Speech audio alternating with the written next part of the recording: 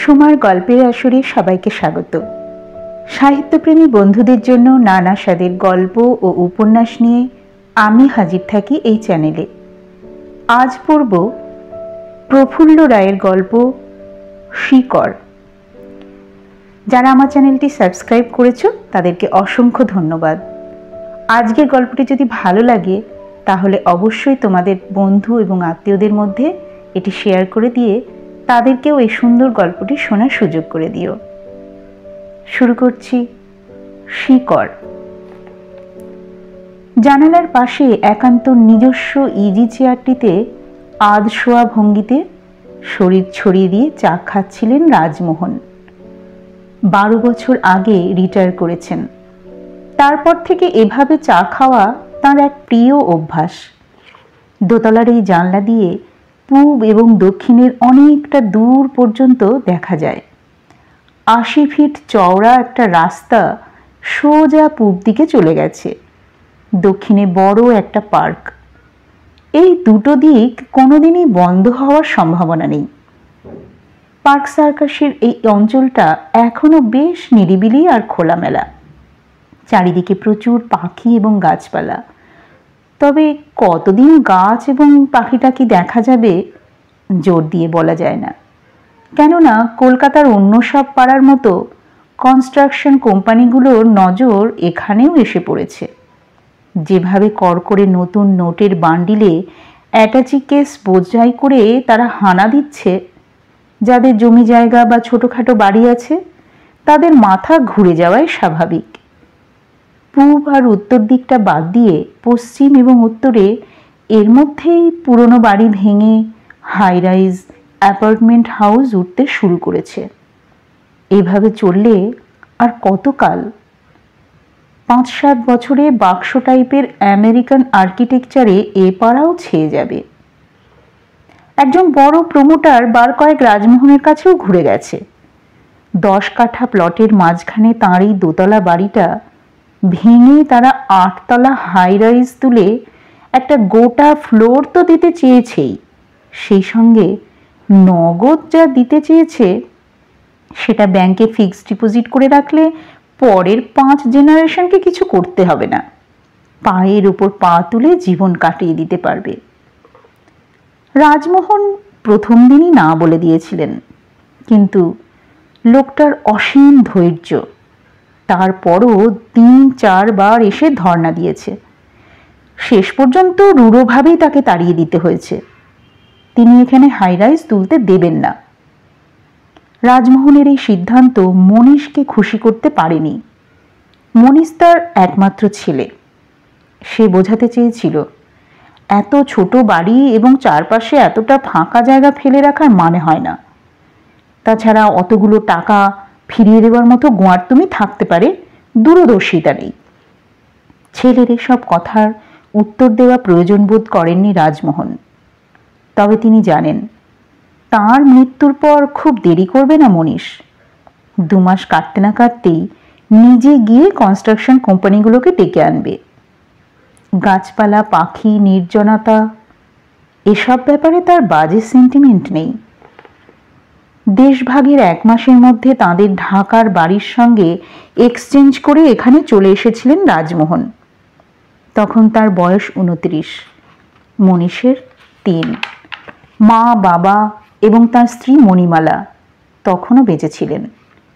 সেই যে এসেছিলেন, তারপর 41 বছর কেটে গেল। ঢাকার বাড়ির সঙ্গে অবশ্য এ বাড়ির তুলনা হয় না। সেগুন বাগিচায় প্রায় 1 বিঘে জায়গার মাঝখানে ছিল তাঁদের মাঝারি বাপের তেতলা। সামনের দিকে বিরাট বাগান, পেছনে পুকুর। ওখানেই রাজমোহনের জন্ম। জীবনের মূল শিকড়টা ঢাকার বাড়িতেই থেকে গেছে। কিন্তু 41টা বছর তো কম সময় নয়। পার্ক সার্কাসের এই বাড়িতে আসার পরপরই বাবা মারা গেলেন। তার বছর 4 বাদে মা। মণিমালাও গত বছর তাদের ছেড়ে চলে গেছেন। মনীষ এখন 44 বছরের পৌর। বিরাট মাল্টিন্যাশনাল কোম্পানির সে এক্সিকিউটিভ। পুত্রবধূ পরমা একটা কলেজের লিভ ভ্যাকান্সিতে পড়াচ্ছে। আপাতত টেম্পোরারি, তবে শিগগিরই পার্মানেন্ট হয়ে যাবে। ওদের এক ছেলে এক মেয়ে, রাজা আর বুনা। রাজার এখন 18, সেন্ট জেভিয়ার্সে ইকোনমিক্স অনার্স নিয়ে ফার্স্ট ইয়ার।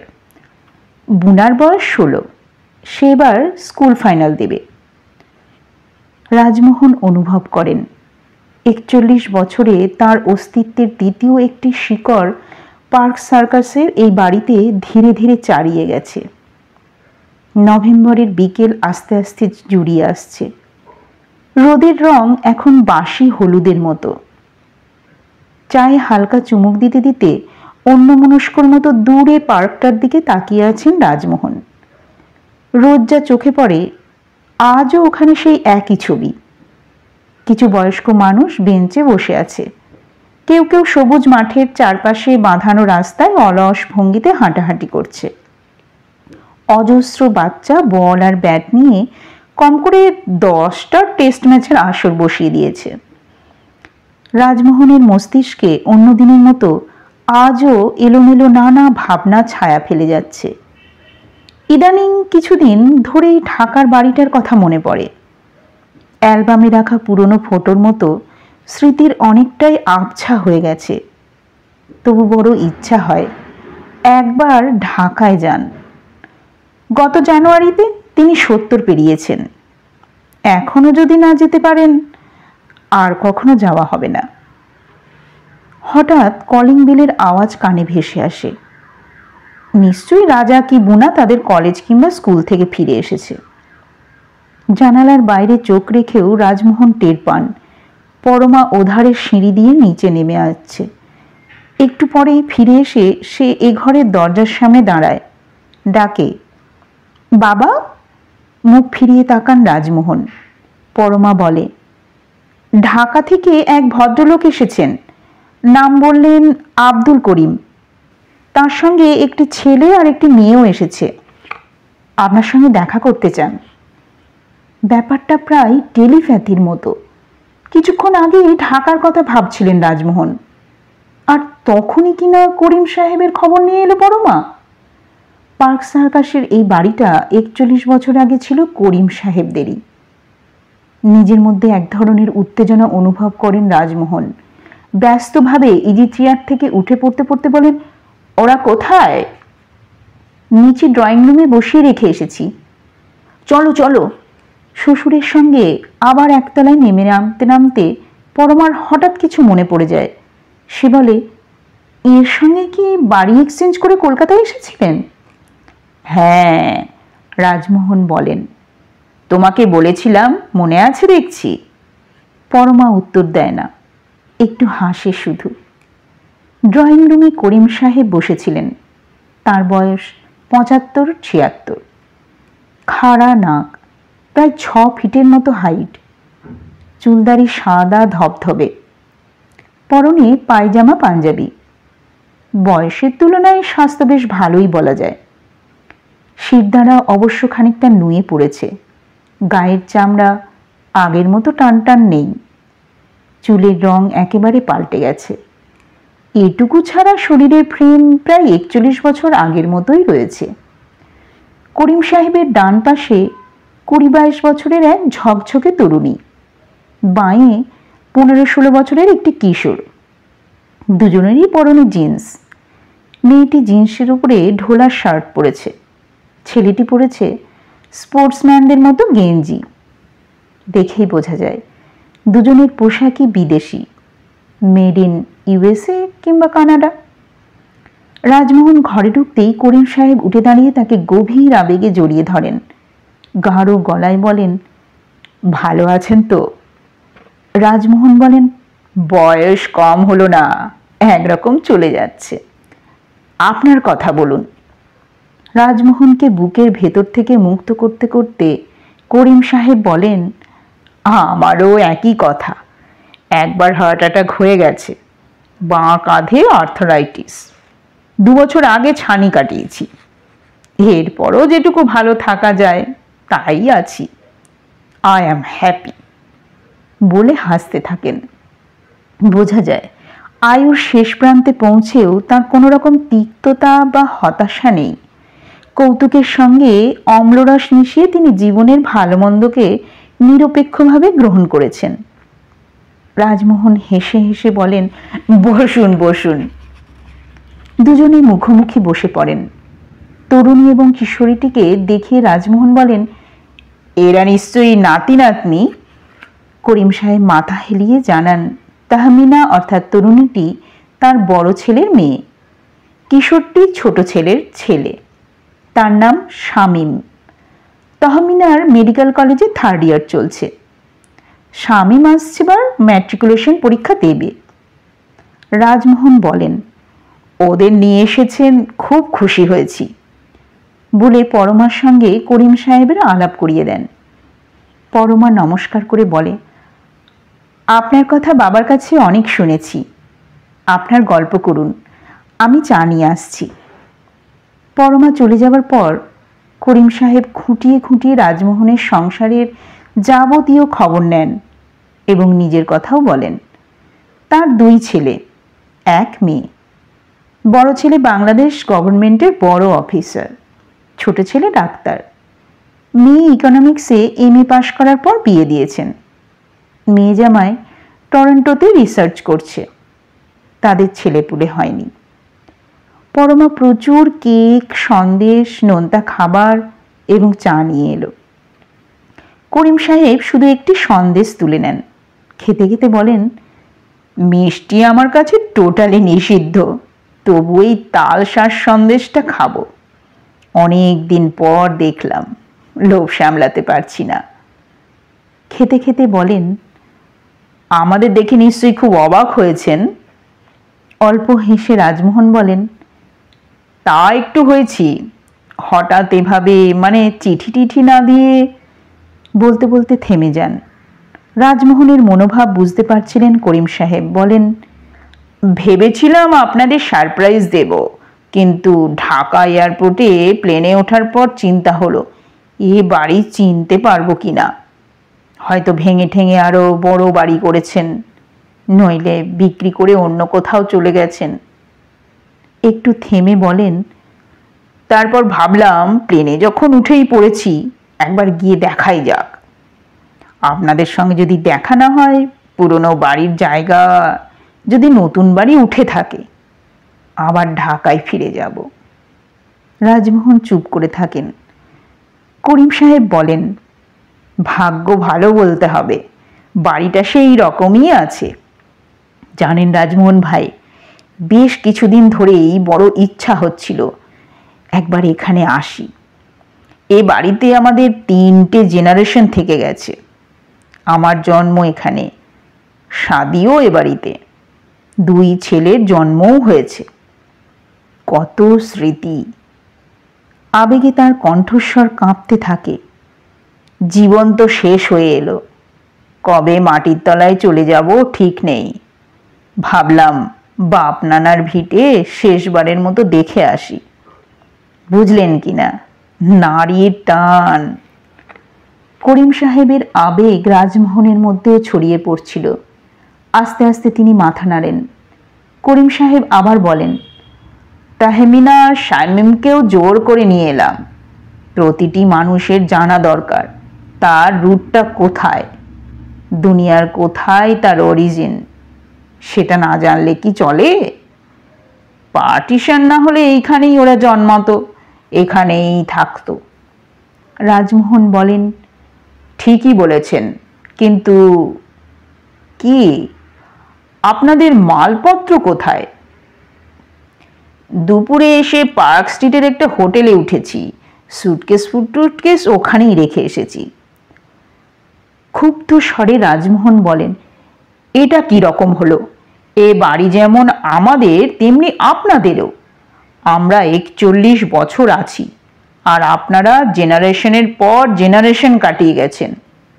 আমার নাতি নাতনি স্কুল কলেজ থেকে ফিরে আসুক, তাহমিনা আর শামীমের সঙ্গে গিয়ে হোটেল থেকে আপনাদের লাগেজ নিয়ে আসবে। যে কদিন কলকাতায় আছেন আমাদের কাছেই থাকবেন। পরমাকে বলেন, এদের থাকার ব্যবস্থা করে দাও বৌমা। পরমা বলে, দিচ্ছি বাবা। ওদের কথাবার্তার মধ্যে রাজা এবং বুনা ফিরে আসে। বুনার গায়ে স্কুল ড্রেস, রাজার পরনে জিন্স এবং শার্ট। তাদের সঙ্গে করিম সাহেবদের আলাপ করিয়ে দেওয়া হয়। রাজারা করিম সাহেবকে মাথা ঝুঁকিয়ে নমস্কার করে, তহমিনাদের উদ্দেশ্যে বলে হাই। শামীম এবং তহমিনা এতক্ষণ চুপচাপ দুই বৃদ্ধের বকর বকর শুনে যাচ্ছিল। দেখে মনে হয় ওদের নিজস্ব এলাকা থেকে টেনে হিঁচড়ে এমন একটা আবহাওয়া এনে ফেলা হয়েছে যেখানে একেবারেই আরাম বোধ করছে না। রাজাদের দেখে দুজনের মুখ চোখের চেহারা একেবারে বদলে যায়। হাত নেড়ে শামীমরা বলে হাই। করিম সাহেব মজার গলায় বলেন, এখানেও হাইটাই চলছে নাকি? রাজা হেসে হেসে বলে, চলবে না কেন, ওটা international language for the youth. Shamim, Tahmina এবং বুনা সঙ্গে সঙ্গে মাথা ঝাঁকিয়ে সায় দেয়। রাজমোহন বলেন, তোমাদের কিছুই বুঝি না বাপু, জেনারেশন আর কমিউনিকেশন গ্যাপ। ঠিক আছে ঠিক আছে, তোকে আর বুনাকে একটা কাজ করতে হবে। কি? গ্যারেজ থেকে গাড়ি বের করে তাহমিনাদের নিয়ে ওদের হোটেলে যাবি। ওখানে ওদের মালপত্র রয়েছে, সেগুলো আনতে হবে। ফাইন। একটা কথা মনে রেখো।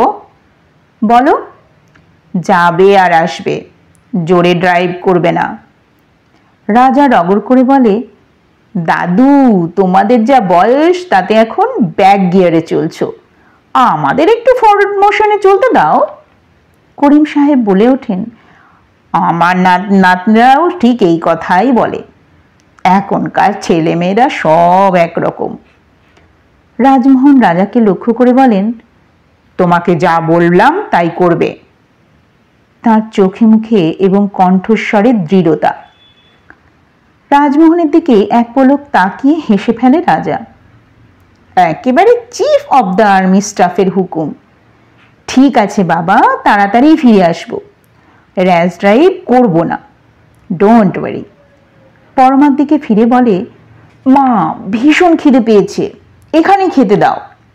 বুনা ওধার থেকে বলে, আমাকেও দিও মা, ওপর থেকে স্কুল ড্রেসটা চেঞ্জ করে আসি বলে ড্রয়িং রুম থেকে বেরিয়ে যায়। 5 মিনিট পর দোতলা থেকে যখন নেমে আসে, তার পরনেও জিন্স আর শার্ট। কোনো স্বয়ংক্রিয় নিয়মে একবার নিজের নাতি নাতনি এবং পরক্ষণেই করিম সাহেবের নাতি নাতনির দিকে তাকান রাজমোহন। না, এই জেনারেশনের পোশাক টোশাকের দিক থেকে ঢাকা এবং কলকাতার মধ্যে কোনো তফাৎ নেই। ঝড়ের বেগে খাওয়া সেরে তাহমিনাদের নিয়ে চলে যায় রাজা। করিম সাহেব বলেন, মডার্ন জেনারেশনের ছেলে মেয়েরা সে ঢাকাতেই হোক কি কলকাতাতেই হোক, সব এক ছাঁচ থেকে বেরিয়ে এসেছে। ভাগ্যিস রাজা আর বুনাকে পাওয়া গেল, নইলে ঢাকায় ফিরে যাওয়ার জন্যে শামীমরা আমাকে পাগল করে ফেলতো। সস্নেহে হাসেন রাজমোহন, বলেন, চলুন ওপরে যাওয়া যাক।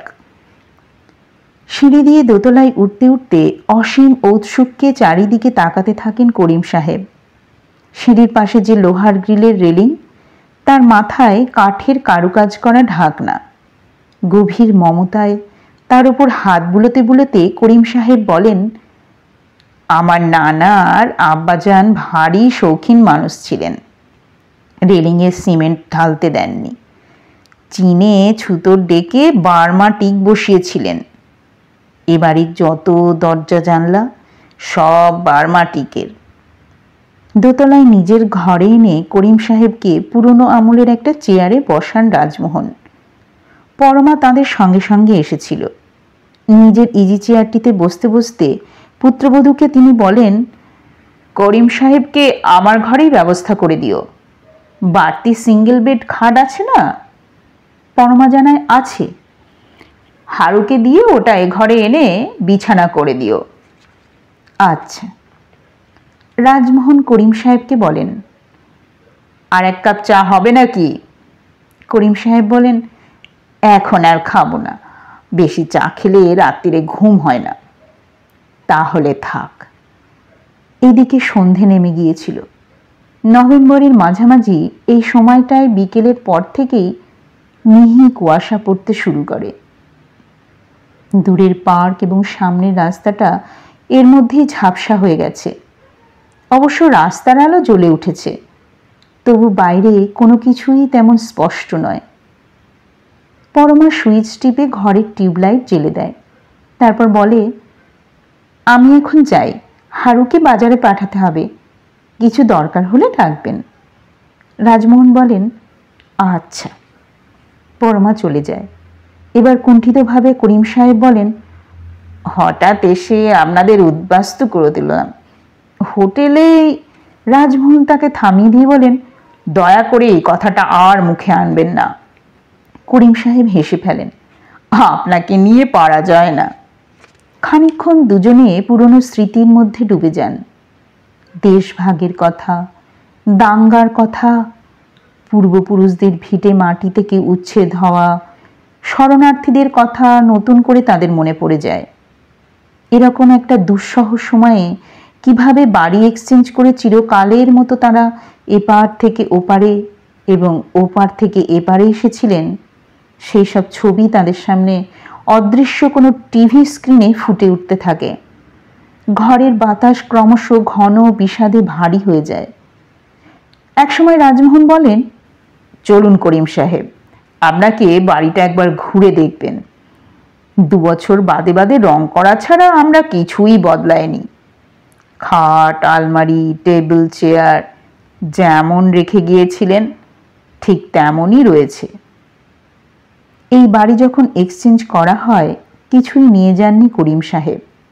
আসবাবপত্র সবই ফেলে রেখে খালি হাত পায়ে চলে গিয়েছিলেন। রাজমোহনরাও ঢাকার বাড়ি থেকে এক টুকরো কাঠও আনতে পারেননি। করিম সাহেব বলেন, আজ থাক, কাল নাতি নাতনি দুটোকে নিয়ে সব দেখব। একটু চুপচাপ।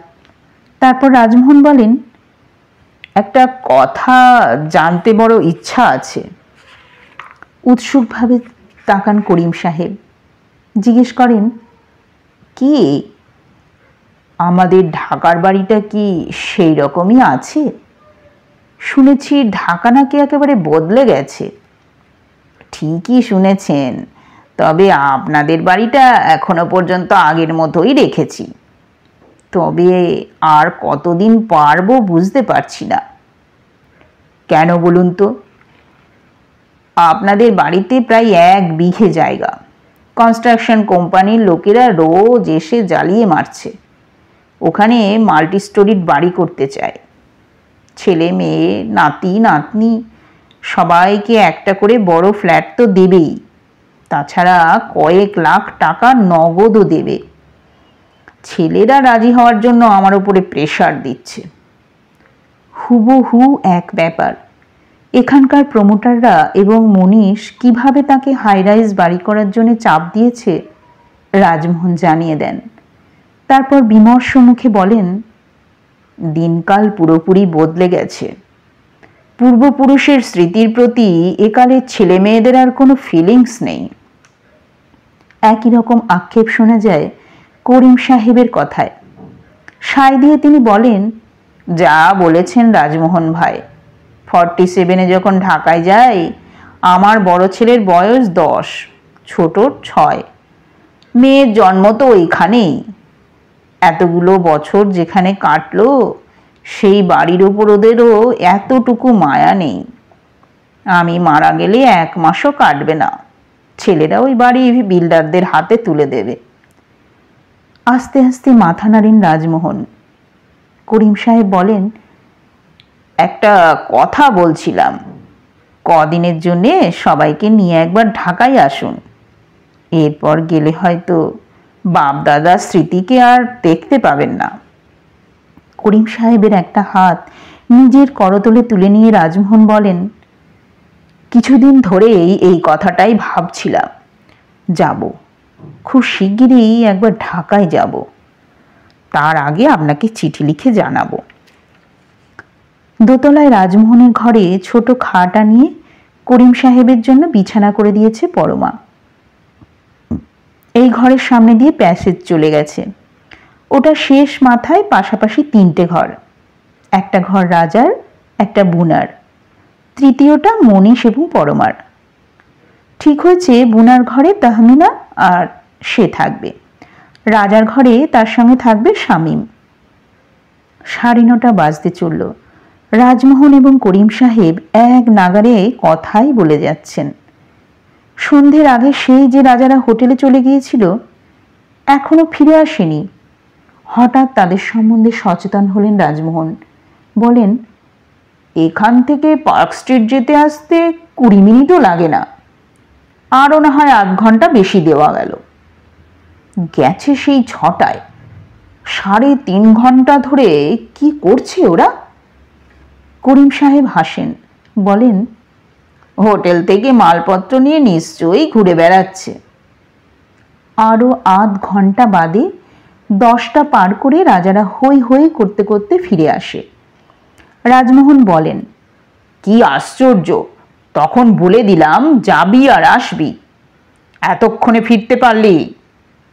রাজা বলে, বারে, শামীমরা এই প্রথম কলকাতায় এলো, আমাদের সিটিটা ওদের ঘুরিয়ে দেখাচ্ছিলাম। জোরে ড্রাইভ করিসনি তো? তোমার মাথায় ওই ব্যাপারটা ফিক্সেশনের মতো আটকে আছে। তাহমিনা আর শামীমকে জিজ্ঞেস করো, 10 কিলোমিটার বেশি স্পিড তুলিনি। মাননীয় গ্র্যান্ডফাদারের হুকুমটা মানতে হবে না? ফাজলামো করতে হবে না, অনেক রাত হয়ে গেছে, হাত মুখ ধুয়ে সবাই খাবার ঘরে চলে এসো। করিম সাহেবের হঠাৎ কিছু মনে পড়তে ব্যস্তভাবে বলেন, মনীষ তো এখনো অফিস থেকে ফিরল না। রাজমোহন বলেন, অফিসের কাজে ও দিল্লি গেছে, 7 দিন পর ফিরবে। তাহলে আর ওর সঙ্গে দেখা হলো না। খাওয়া দাওয়ার পর করিম সাহেবকে নিয়ে নিজের ঘরে আসেন রাজমোহন।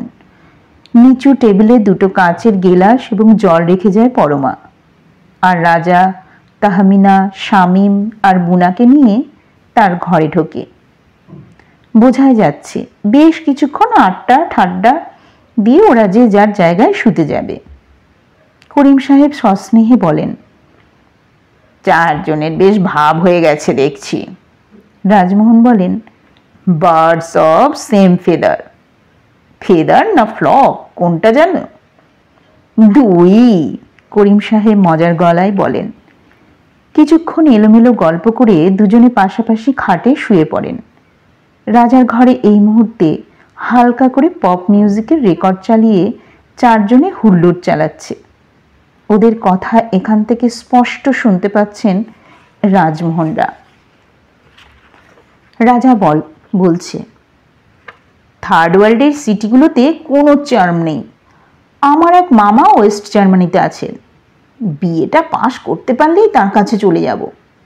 বুনা বলে, তুই আগে যা, 5 বছর পর আমিও যাচ্ছি। তাহমিনা জানায় তার পিসিও কানাডায় তার এবং শামীমের জন্য ব্যবস্থা করে রেখেছেন। 2-1 বছরের মধ্যে তারাও টরেন্টো চলে যাচ্ছে। করিম সাহেব বলেন, শুনছেন? রাজমোহন বলেন,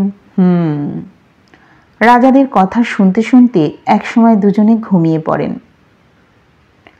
পরদিন ব্রেকফাস্টের পর দেখা যায় রাজারা 4 জন বাইরে বেরুবার জন্য তৈরি হচ্ছে। করিম সাহেব বলেন, এ কি 4 মাস্টারটিয়ার্স এই সকালবেলায় কোথায় যাচ্ছ? রাজা বলে, আমার আর বুনার বন্ধুদের সঙ্গে তাহমিনা আর শামীমের আলাপ করিয়ে দেব। কাল রাত্রিরে আমরা প্রোগ্রাম করে ফেলেছি, হোল ক্যালকাটা চষে ফেলব। কিন্তু তোমার কলেজ, বুনার স্কুল নেই? আজ থেকে আমাদের কলেজে 4 দিন ছুটি, বুনাদেরও তাই। তোমরা ফিরবে কখন? সেই রাত্রিরে, আমরা বাইরে খেয়ে নেব। কিন্তু আমি যে ভেবেছিলাম তাহমিনাকে আর শামীমকে আজ বাড়িটা ঘুরিয়ে ঘুরিয়ে দেখাবো। তাহমিনা বলে, পরে দেখব দাদা, বলে প্রায় ঝড় তুলে রাজাদের সঙ্গে বেরিয়ে যায়। করিম সাহেবকে হতাশ এবং ক্ষুব্ধ দেখায়। কিছুক্ষণ পর রাজমোহনের সঙ্গে তিনি বাড়িটা ঘুরে ঘুরে দেখতে থাকেন। মনে পড়ে যায় দোতলার দক্ষিণের ঘরটায় তার আব্বা আর আম্মা থাকতেন, পাশের ঘরে তিনি এবং তার স্ত্রী। বিয়ের পর নতুন পত্নীকে নিয়ে প্রথম এ ঘরেই এসেছিলেন। স্ত্রী আর নেই। ঢাকায় যাবার পর আর মোটে 15টা বছর বেঁচেছিলেন। একতলায় থাকতেন তার এক বিধবা ফুফু আর নানা। তারাও আজ আর কেউ নেই। সবারই এন্তেকাল হয়েছে। মায়াবী আত্মার মতো ঘুরতে ঘুরতে তিনি নিচে নেমে সোজা পেছনের বাগানে চলে আসেন। 41 বছর আগের প্রায় সবগুলো গাছ এখনো টিকে আছে। শিয়ালদার এক মেলা থেকে চারা কিনে এনে তিনি, তার মা, স্ত্রী এবং আব্বাজান নানা রকমের আম, গোলাপজাম, বাতাবি লেবু, জামরুল আর কালো জামের গাছ লাগিয়েছিলেন। তাদের পরিবারে সবারই গাছের খুব শখ। জাতিস্বরের মতো তিনি প্রতিটা গাছ আলাদা আলাদা চিনতে পারলেন। তার পেছন পেছন যে রাজমোহন ঘুরছেন সেদিকে খেয়াল নেই করিম সাহেবের। পূর্বপুরুষের এই বাড়ি যেখানে তার বিন্দুমাত্র সত্ত্ব নেই তাকে যেন আচ্ছন্ন করে ফেলেছে। দেখতে দেখতে দিন 3 কেটে গেল। এর মধ্যে একদিনও ভালো করে তাহমিনাদের বাড়িটা দেখাতে পারলেন না করিম সাহেব। রোজই রাজাদের সঙ্গে বেরিয়ে যায় ওরা। ফেরার কিছুমাত্র ঠিক থাকে না।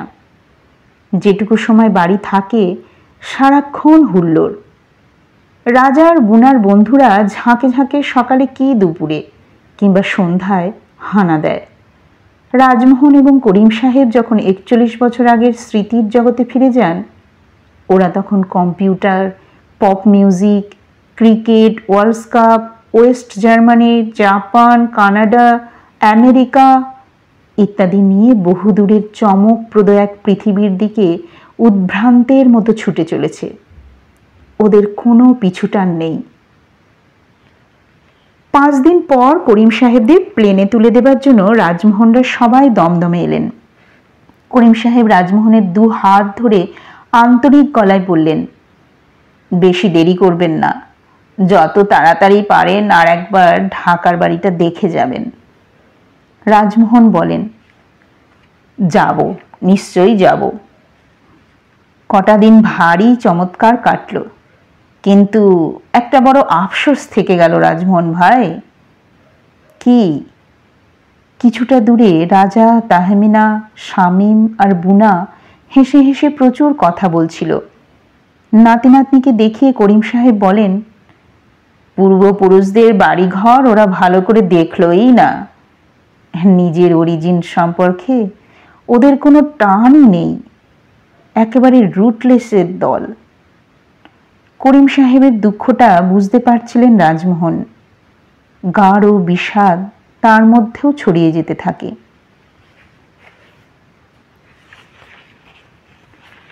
গল্পটা তোমাদের কেমন লাগলো তা অবশ্যই কমেন্ট করো। ভালো লাগলে অন্যান্য বন্ধুদের সঙ্গে শেয়ার করতে ভুলো না। দেখা হবে অন্য কোনো গল্প নিয়ে। আজ এই পর্যন্তই।